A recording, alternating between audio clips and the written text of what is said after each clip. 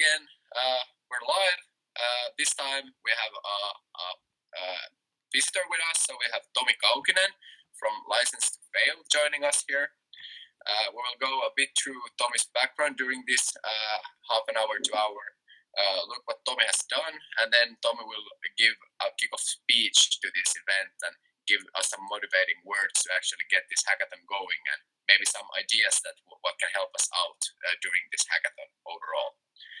So to start it off, hi Tomi, thank you so much for taking your time and joining us at this event. It's amazing to have you aboard, and it's amazing to have someone with your background talking about entrepreneurship and all the challenges we are facing right now and that entrepreneurship has seen during these past years. So to start off, could you present yourself a bit, tell us a bit about your background, and maybe present a bit of this License to Fail whole you have built up? I'm not too sure, is it just a company or is it something more? Is this like a bit of everything, I guess? This is my understanding about it. So Tomi, please tell us, who are you? Okay, so as we said earlier, before we get into this, are we going to allow some questions? Because I would like to have some interaction if it's only possible. Yeah. Yes, we can take in some questions. Erdal, is the chat function working here now? Yeah, exactly. People can put their questions on the chat. Yeah, so you can, Tomi, down in the right side, you can show or hide the chat, so people can put in questions on that chat, and you're able to answer those questions then. Right, got it. Now I see. Ooh, the miracles of technology. Here we go. Hello, Peter. Hi, guys. All right, I was asked to join this this little event hackathon a couple of days ago. I don't know really what the agenda is, but probably I'm going to tell you some stories about entrepreneurship life, and the reason why you don't have to be scared or even nervous about doing things. The most important thing is actually just doing stuff. So let me give you a short background of my history. I'm actually born and raised in Sweden by Finnish parents in the year 1979. So I'm an old fart. So what I did as a kid was that, when Metallica released the Black album in 91, I used to be very good in school and stuff. But then I thought, this hard rock scene and hanging out with friends smoking is a lot cooler than going to school.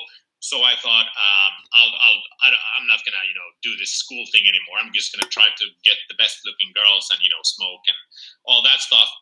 But, once you don't go to the gymnasium, which is Lukio, the upper secondary, what happens is that, especially back then, is that no one wants to hire you. You can't do any work. So you end up in, construction work. So that's where I ended up. And, there's also a hierarchy in construction work. So when you go there, you actually end up doing the stuff that no one wants to do, all the crap stuff. So what happened was that they made me an asbestos sanitizer. So I was 16, 17, and I put on this blue suit, mask, almost like, corona protection right now. And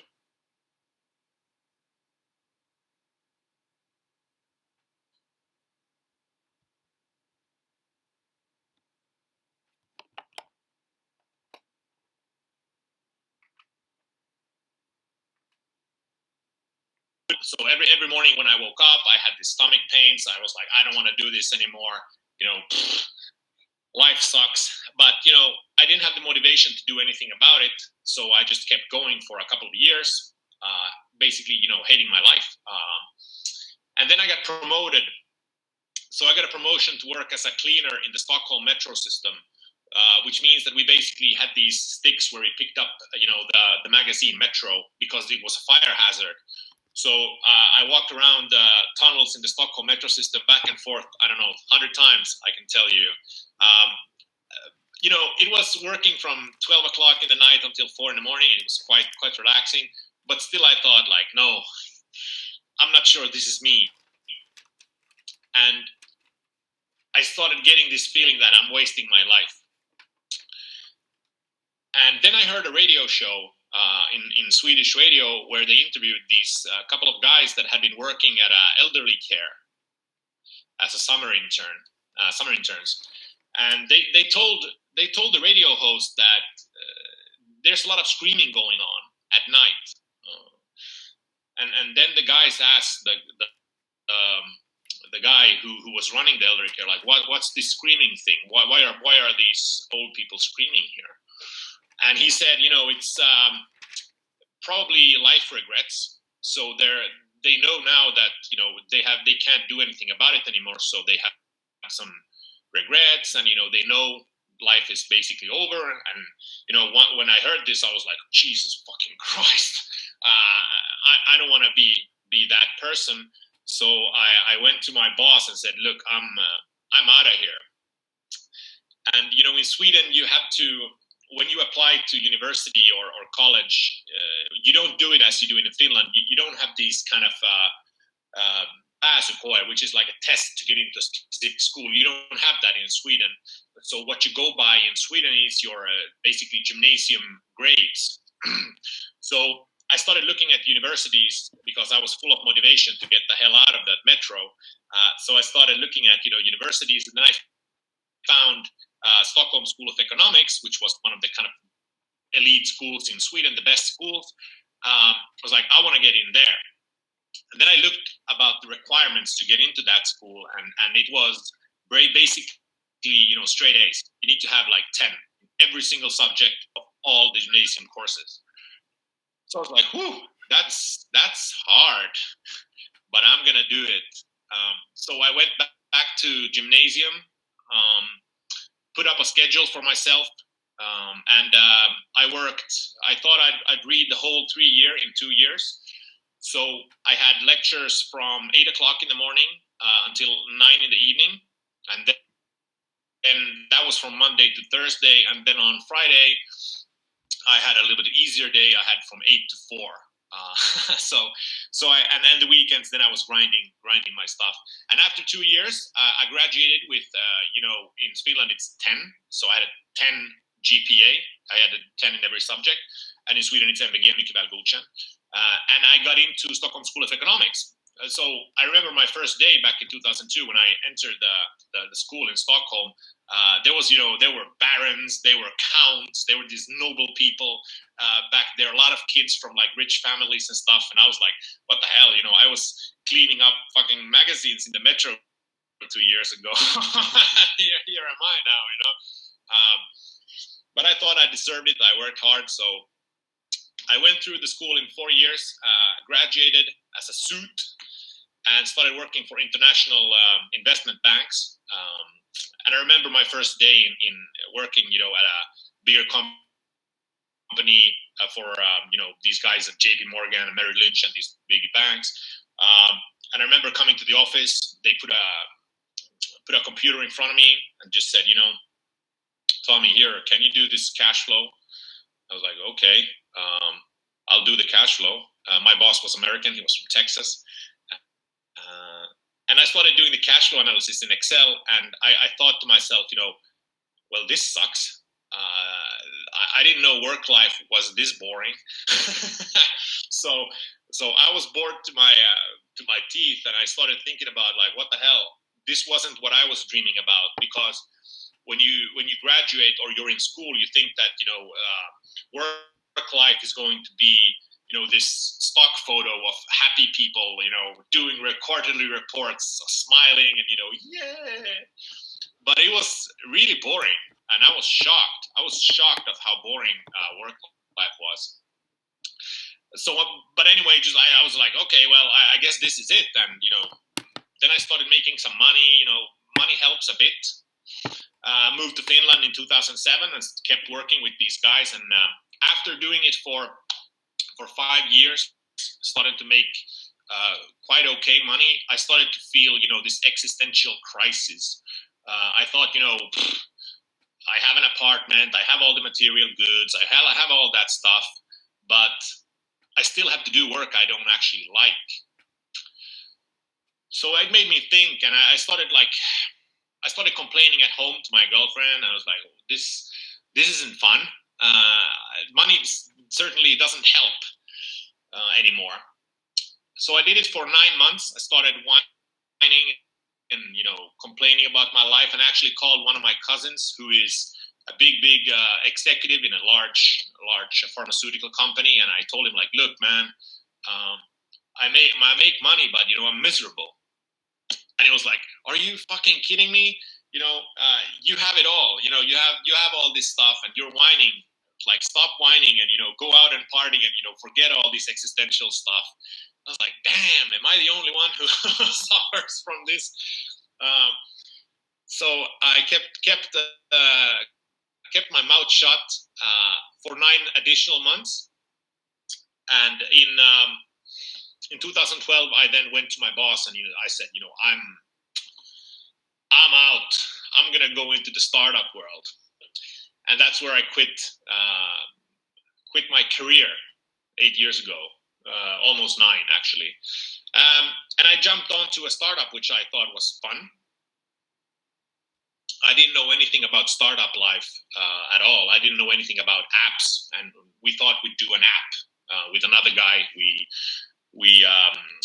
started a company, started doing mobile apps. We didn't even have a tech team in house. We had outhouse. We kind of had it outsourced, which was one of the big mistakes of startup life. Don't outsource core technology. So we did it for the first year, and I lost basically most of my savings on that attempt. But the difference was the first time in a very long time I was happy, and I was poorer than ever. So it was fun. It was a quite weird thing to make less than ever, but be like happier than ever. So after the first year, when the first company actually went bust, I remember sitting down with my co-founder, and we were thinking, like, what the hell are we gonna do now? We lost the money, and but it was a great ride. This was fucking awesome. So we just looked at each other and said, let's do it again. Let's start the next one. Then we started the next startup, which was about basically going into sports a bit. And it went a little bit better. We had some success in Finland, but we weren't able to scale it up into other countries. It only worked in Finland. And that's kind of the second lesson we learned, that sometimes, something might work in your home market, but it doesn't work when you move outside. Finland is actually a very, very small market, and we think we have this kind of inflated self-confidence in Finland in a way. We think that we're kind of a center point of the world, but in international context, we're just kind of Liechtenstein or Luxembourg. we're a very small place. So anyway, it didn't went well in terms of scaling up. But then we thought, okay, let's do again. And we started our third startup. And that was more of we thought we'd do some video-based social media stuff. And we managed to get as investors some of the big, Finnish sports stars. I don't know if people know who they are, but we went to pitch to Teemu Selänne and Jari Litmanen and these guys, and they all invested in our company because we were doing some sports social media stuff. And we tried to get it big in Finland at first to start with, but it didn't work out because, Finland is a very small place, and sometimes it's easier to work internationally. When you go and get meetings in Finland, people can be quite like, who are you? Who are you? But when you go outside Finland, people are quite nice, actually. I want to see you, and I'm going to come back to that. So we tried to get some traction in Finland, but it didn't work at all, actually. And we were heading straight towards our third failure. So we were like, what the hell? So here's where magic starts to happen. It's when you are open to stuff and take some risks. One of my friends asked me for lunch, and I went to see him. And he said, guys, I'm hearing you're not getting traction in Finland. But there's a startup conference in Spain, arranged by Arctic startup guys. It's called Startups in the Sun. I was like, okay, so when is this? And it's like, well, it's basically this week. So if you want to go, you need to book your flights and hotels right now. I was like, whoa. We only have 10,000 euros in the bank. How much is this? He said, like, well, it's probably going to be around 4 or 5,000. I was like, so am I going to take, half of my firm's budget to go to Spain to a conference? Of course I'm going to do that. And I actually went to see the guy who was running the show down there. I met him in Campi just to know what's going on. And he said, there's going to be FC Barcelona is going to be there. There's going to be some big guys from the Spanish, telecom market, etc. So we thought, okay. And we flew down there to Murcia. We come to the event, and it's very, very small. And I'm shocked because I can hear my own echo in that place. So I was like, oh, Jesus, I lost, my company's half of the money going down here, and there's no one here. But the good part with small conferences is actually that you get to talk to people. So we got to talk to a board member of FC Barcelona. We got to talk to some Telefonica guys. And we came home, and we had some nice emails. But, sometimes people give you, especially in the big world, they give you their business cards, and then you never hear of them anymore.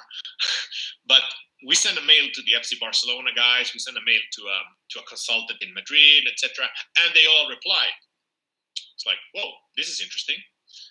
So we had a Skype with the board member of Barcelona, and that felt really weird because we had a 20 square meter office in Helsinki, central Helsinki, and we were talking on Skype FC Barcelona. I was like, well, this is weird. And I remember them telling us, like, if you're crossing paths to Barcelona, please come and pitch to us, and you're welcome to the offices. And we were looking at each other like, yeah, actually, we're coming by. We just have a trip booked. And we did the same thing for the Madrid consultant and for an Andalusian company, Unión Deportiva Almería. And we booked flights, and we come to Barcelona on the same day as they win the Champions League. So the town is crazy, and we're like, whoa, this is going to be nice because they're going to be very positive when we come there. So we come to the offices on Monday, the day after they won, the Champions League, and we meet the guys, and they're like, well, we like your technology. The technology was basically video technology for stadiums, so you could send videos to the stadium screens during the games. But they said, we're FC Barcelona. You're a small startup. If you get some references, we'll be happy to work with you, but we're not going to be the first ones to do it. So like, okay, fine, I guess we can accept that. So we took the train to Madrid to meet this consultant, and there was another guy sitting in that meeting, and I was like, okay, who's this? And he was like, yeah, I'm Pedro. And I was like, okay. And it turned out this Pedro was former Real Madrid digital head of the digital of Real Madrid. I was like, okay, this is weird. We've been 2 days in Spain, and we already met with FC Barcelona and Real Madrid. When in Finland, we couldn't even get to meet Sanoma. So it was hilarious.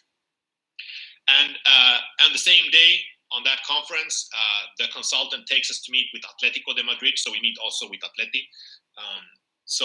But they all say the same. We're too big. You need references. So we're like, okay, fine. But at this point, I told my investors that, we're going to come back from Spain with a deal. And I'm starting to get some sweaty already here. I'm like, Jesus, we have 3 nays. We need someone.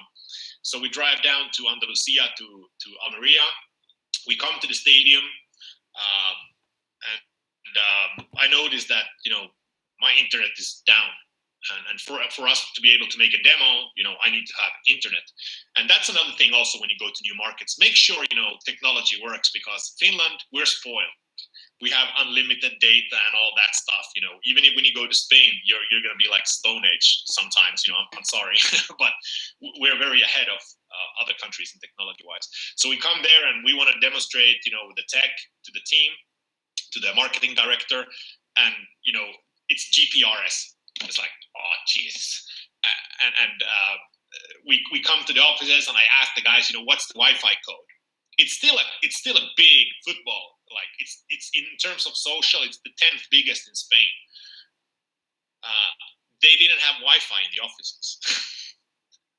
So like, okay, do you have personal hotspot? Can we borrow your internet? He's like, no, it doesn't work. At this point in time, I'm sweating. I'm like, oh, Jesus Christ, is this deal going to fall because of internet in the year 2015?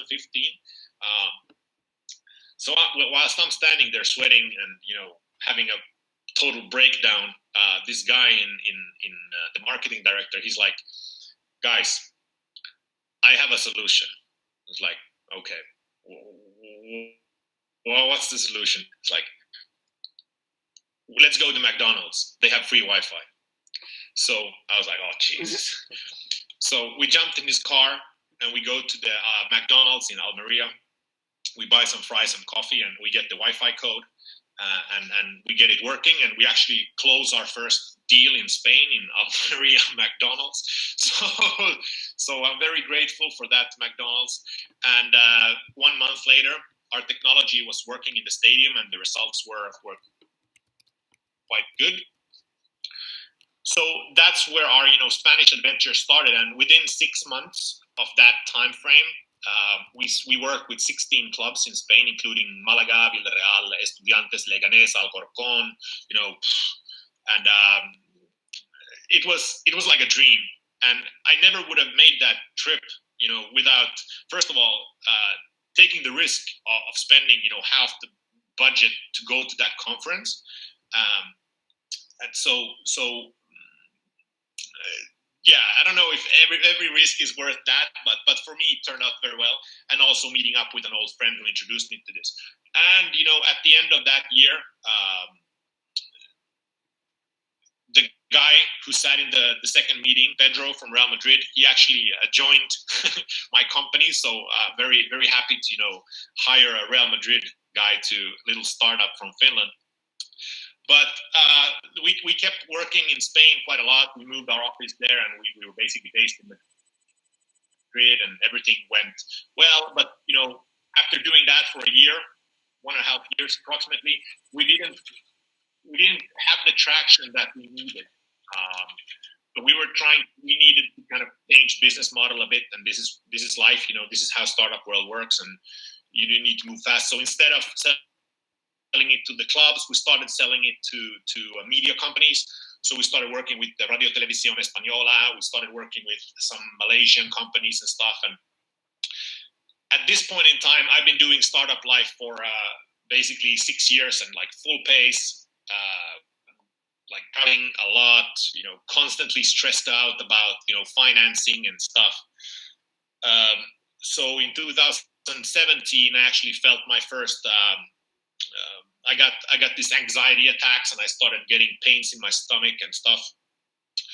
I didn't know what it was, but it was very, very, very painful, both mentally and physically. So I started running to the doctors a lot. And they turned out I had nothing. I did like everything, every single test you could do, and they didn't find anything. But I felt like shit.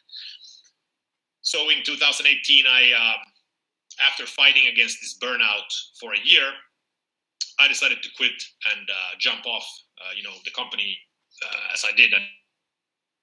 And I don't. That's it was very easy to do it at that point in time. So I stayed home, and the decision that I dreaded the most, stopping and jumping off your own company, you think that's going to be the hardest thing you've ever done, but once I did it, it was the best thing I ever done, because it was consuming my soul. So I stayed at home for a year, basically doing not much except writing down stories from startup life and how to deal with investors, and we had VCs investing in company, we had business angels, we had done all these rounds for so many times. So I started just sharing all that information and founded this License to Fail, which is basically just it's a website with a lot of information about startup life and efficiency and stuff. So I just wanted to get thoughts out of my head.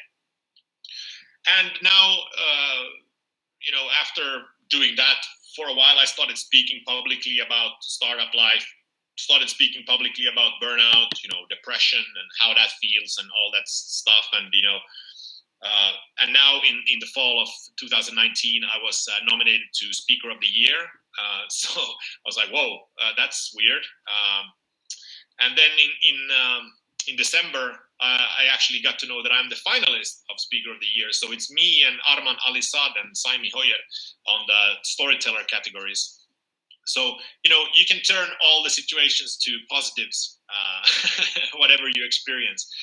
So that was a little bit of my background. I don't think that took like 25 minutes. I'm sorry. I hope you know where I come from now and who I am. But that was a very... Sorry? Thank you so much.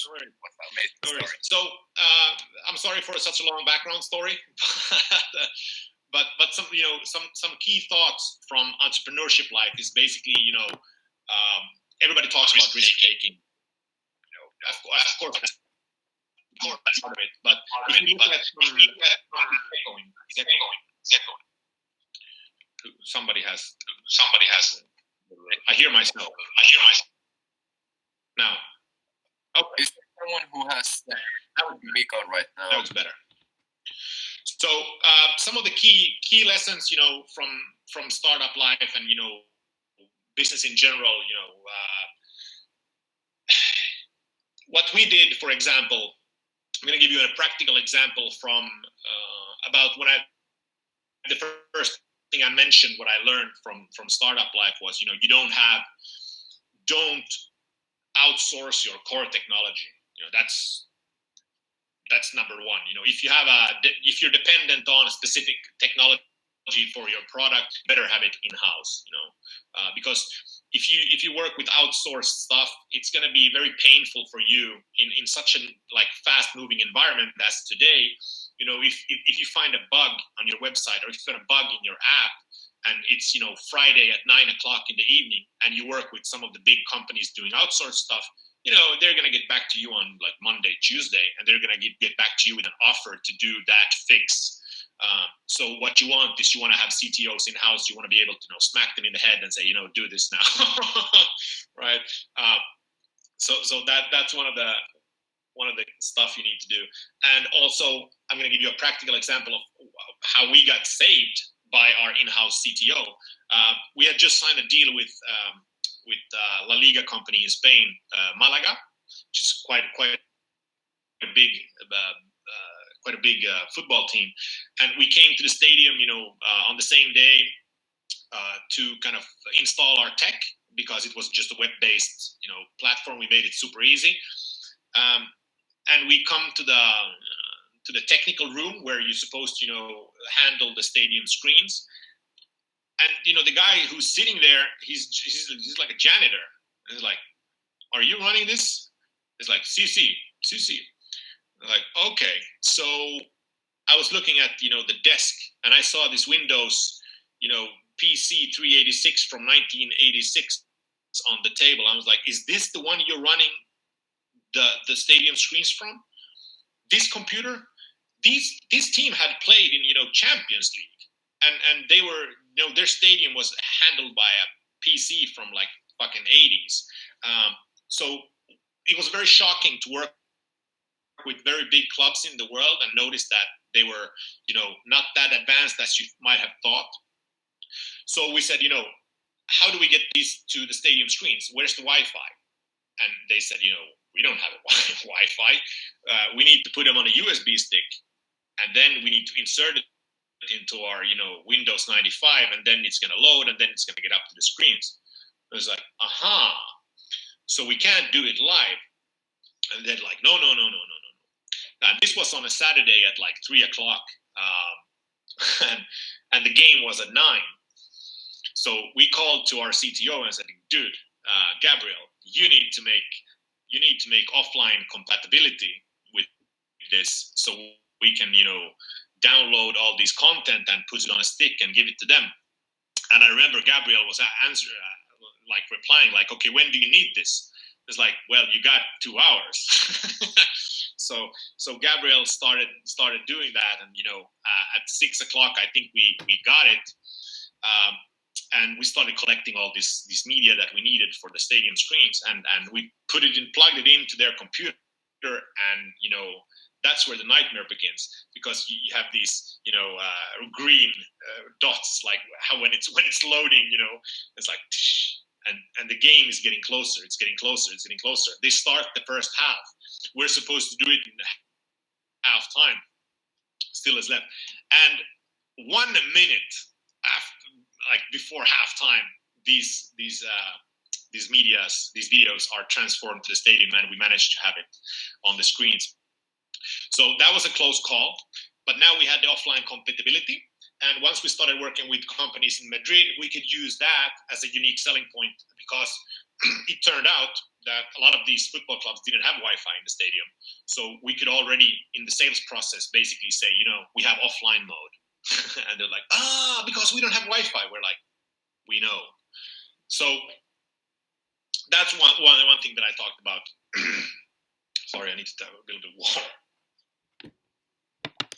So keep it in-house. It's very good. And what we did also in the beginning several times was that you sell stuff you don't have, which is basically, what are you doing when you're pitching and you're doing hackathon? There's a big change going on, but back in the days, people tended to build stuff and then sell. That's not the way you should do it. You should sell and then build. And then people say, well, what if it doesn't work? Well, that's a later problem, So we went to several meetings basically with slides, like, this is how it works. And the clients were like, well, we like this. We want this, so let's sign a deal. And after that deal was signed, we started developing it. So we didn't have to put any work into the sales process before we did it. So, and I guess this is what hackathons are a bit about, to be honest. And I've only been in one hackathon in my life, and that was in 2017, and we won. So it was good. I have a good reference. But the problem with that hackathon was it was one of the big teleoperators. And we won. We got a check for like 5,000. It was nothing, but the big prize was actually to do a joint, tech with this teleoperator. Okay, so what happened actually was that we started, negotiating with them, and they said, yeah, let's do this, and it's going to be great. And we started negotiating. Then 1 month became 2 months. They were like, are we going to do this or not? And they were like, yeah, everything is fine. And we started running out of money. And we were in contact with Business Finland, and Business Finland were basically then telling us like, look, we're going to support this project, but now since this teleoperator stuff has been delayed, so we're actually going to put that in as a condition to get the financing. So we're like, okay, that's fine. We're going to do it. So then 3 months later, the teleoperator pulls out. It's like, we don't have the resources to do this with you guys. So Business Finland also pulls out, and our investors also pull out. So basically, everybody pulls out because, the teleoperator did. So we were in big trouble because of that. But fortunately, we didn't build the tech. But shit can happen. So my latest memory from a hackathon is actually, it's bittersweet. But we managed to close the funding round after that. Let me ask, what were your key learnings from that hackathon, and what were the key challenges you faced during that hackathon? So what could we learn actually and implement now in this hackathon to make it as great as possible? Yeah, we took quite a risk on that hackathon, and one thing we learned very quickly, especially if you have something visual or techie, you should definitely what do you mean? You should display it. You should show it, and not just talk about it. I think it's super important to actually show what you have and show how it works. Because what we did compared to the other companies on the hackathon was that we actually developed the technology into an online mode, so it looked like it was real for real. So it was basically like a video, you could say, but it looked real. We had phones, and we were pretending to send video messages to each other, but it was just a blank, screen that's pre-programmed stuff. And the other guys, they used keynote slides, they used PowerPoints and stuff. So once you get up on stage and you can actually kind of fake it and show how it would look like if it would work, it's a totally different ballgame. Because many times when people, when they start pitching to you some ideas and they don't show anything to you, you start thinking about yourself like, okay, this is how it works. But usually you're way off, So like, show, don't tell. That's my advice. Perfect. Other than that, like the format of our hackathon will be that we'll have one preliminary submission today, one on Saturday in forms of PowerPoints, and then we will, or like presentations, and then on Sunday we will have this 1 minute video pitch. You already scratched the surface of doing this pitch, but what would be your like main tips or main tools or key lessons when doing that 1 minute video pitch to actually sell it as well as possible to the audience and to all the relevant investors and our board of those who choose the winning idea? So what would be your key ideas there? Okay, so yeah, get to the point immediately. And try to compress your idea into like one sentence that you all do very like, not, you don't do back-ended, you do front-ended stuff. So hi, my name is blah blah, and we do blah blah blah blah blah. And once you've told that, you tell a use case. The use cases are the best because it's more of a story mode. So I think that's all you can do in that 1 minute, basically. So I would go for,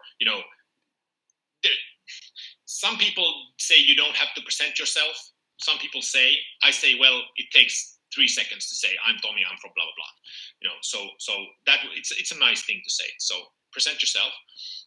Try to compress your message into one sentence tops. I don't know where we help people, buy food cheaper, and then people will be like, oh, what do you mean?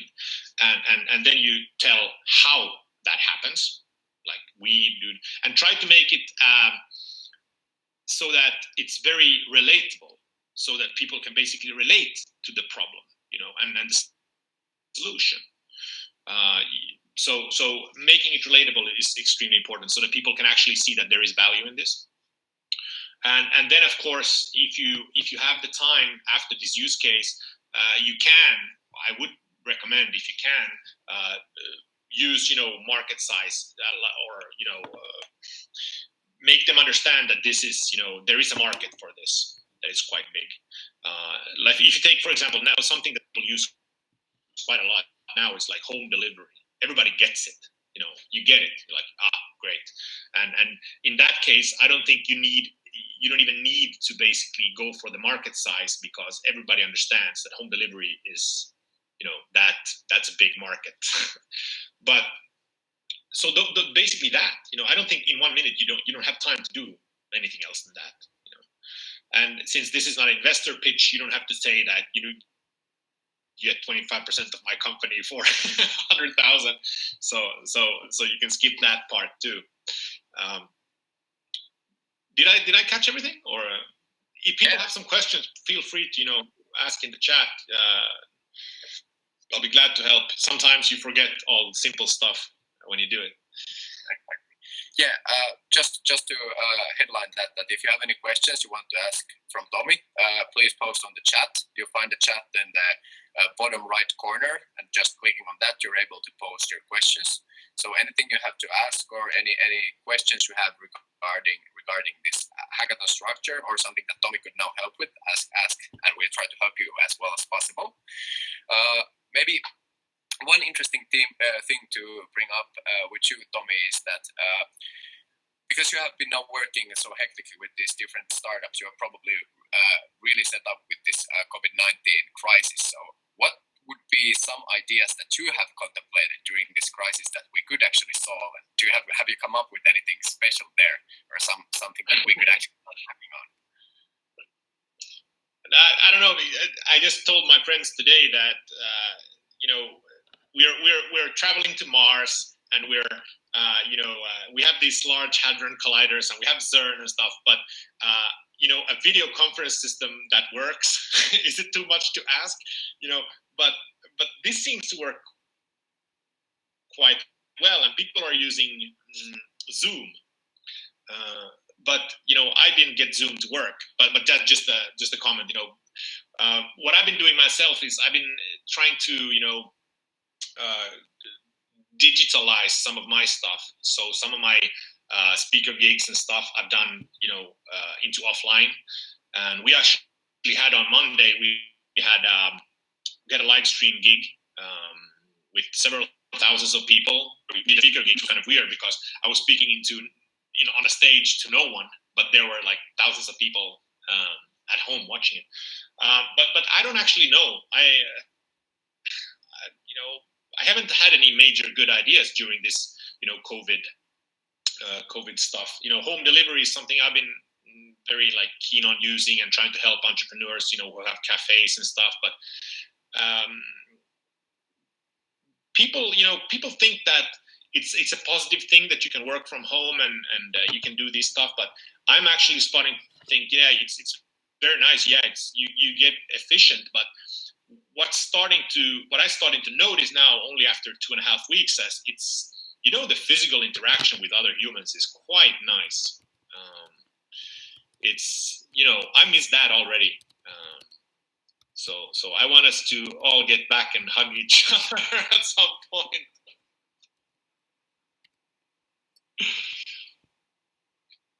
Now we had our first question, Tomi. Are you able to see it? Okay, rapid eye generation. There's a nice saying about this. When you're in the shower or when you're walking outside, that's when the ideas come. They don't come when you force them.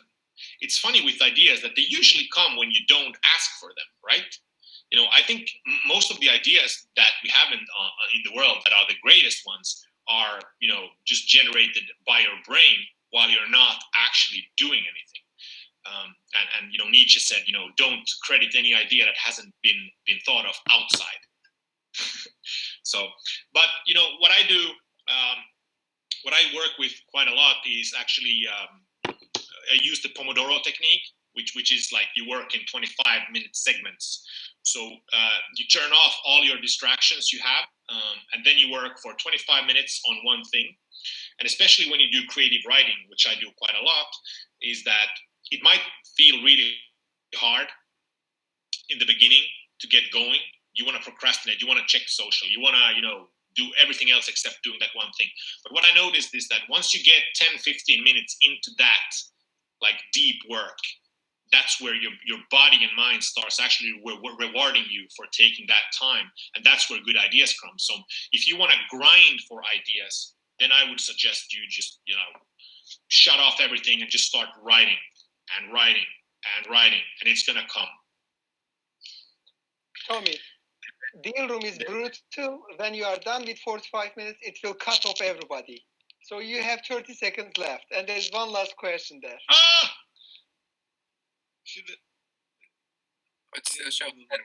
Okay, that's a question for you guys. So okay, I have 30 seconds. So I'm very happy. If you want to add me on LinkedIn, we can continue chatting. And thank you for this monologue on this Friday. And have a nice hack, and we see you on Sunday. Thank you. Thank you so much.